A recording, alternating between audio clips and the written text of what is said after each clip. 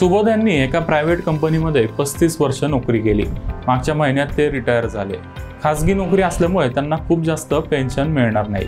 त्यांना केवळ दरमहा 7,000 रुपये पेन्शन मिळणार आहे। मात्र प्रॉव्हिडंट फंड आणि ग्रॅच्युइटीचे मिळून त्यांना 40 लाख रुपये मिळाले। त्यांनी केंद्र सरकारच्या सीनियर सिटीजन सेव्हिंग स्कीम्समध्ये ही रक्कम गुंतवली। या योजनेवर केंद्र सरकार सध्या 8.2% व्याज देत आहे, जे कोणत्याही बँकेच्या एफडी पेक्षा जास्त आहे। या सरकारी एफडीतून त्यांना दर महिन्याला साधारण 28,000 रुपये दरमहा व्याज मिळेल आणि 7,000 रुपये पेन्शन, असे एकूण 35,000 रुपये नियमित उत्पन्न चालू होईल। सुबोध यांचे दोन्ही मुलं नोकरी करतात, त्यामुळे त्यांच्यावर केवळ स्वतः आणि पत्नीचाच खर्च एवढाच भार आहे। घर स्वतःचं आहे, सगळे लोन नील झाले, त्यामुळे दैनंदिन खर्च आणि औषधांचा खर्च एवढे दोन प्रमुख खर्च त्यांना करावे लागतील। यासाठी त्यांना दर महिन्याला 25,000 रुपये खर्च करावा लागेल।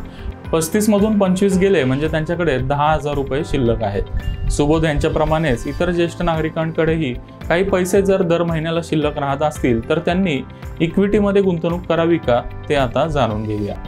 ज्येष्ठ नागरिकांनी इक्विटीमध्ये गुंतवणूक करू नये असा आमचा सल्ला आहे।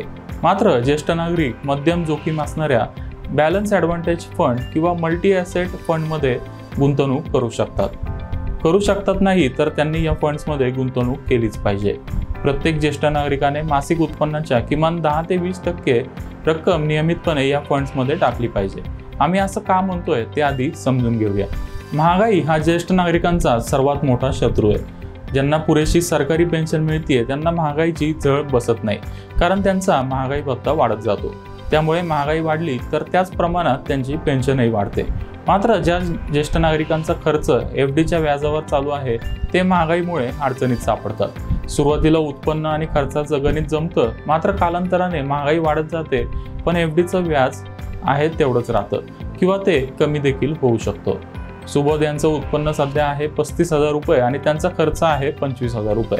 मात्र 10 वर्षानंतर खर्च डबल होईल, म्हणजे खर्च होईल महिन्याला 50,000 रुपये आणि एफडीतून मिळणारं व्याज राहील 35,000 रुपये।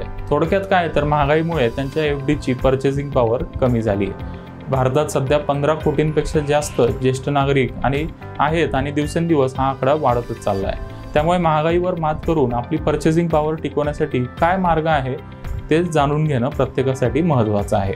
सुबोध यांनी दर महिन्याला बॅलन्स ॲडव्हान्टेज किंवा मल्टी ॲसेट फंड्समध्ये 10,000 रुपयाची SIP चालू केली आणि त्यांना या गुंतवणुकीवर वार्षिक 12% रिटर्न मिळाला तर 10 वर्षात त्यांच्या पोर्टफोलिओची व्हॅल्यू होईल 22,42,000 रुपये।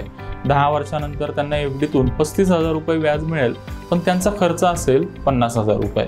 त्यांना आता अतिरिक्त 15,000 रुपयाची गरज आहे। ही रक्कम ते दर महिन्याला म्युच्युअल फंड पोर्टफोलिओमधून SWPच्या माध्यमातून काढू शकतात। त्या 22,42,000च्या पोर्टफोलिओवर 10 ते 12% रिटर्न त्यांना मिळेल। याचा अर्थ त्यांनी दर महिन्याला 15 ते 20,000 रुपये यातून काढले तरी त्यांचा पोर्टफोलिओ कमी होणार नाही। अशा पद्धतीने ज्येष्ठ नागरिकांनी हायब्रिड फंड्समध्ये दर महिन्याला SIPच्या माध्यमातून गुंतवणूक केली तर त्यांना उतार वयात पैशाचं टेन्शन घ्यावं लागणार नाही।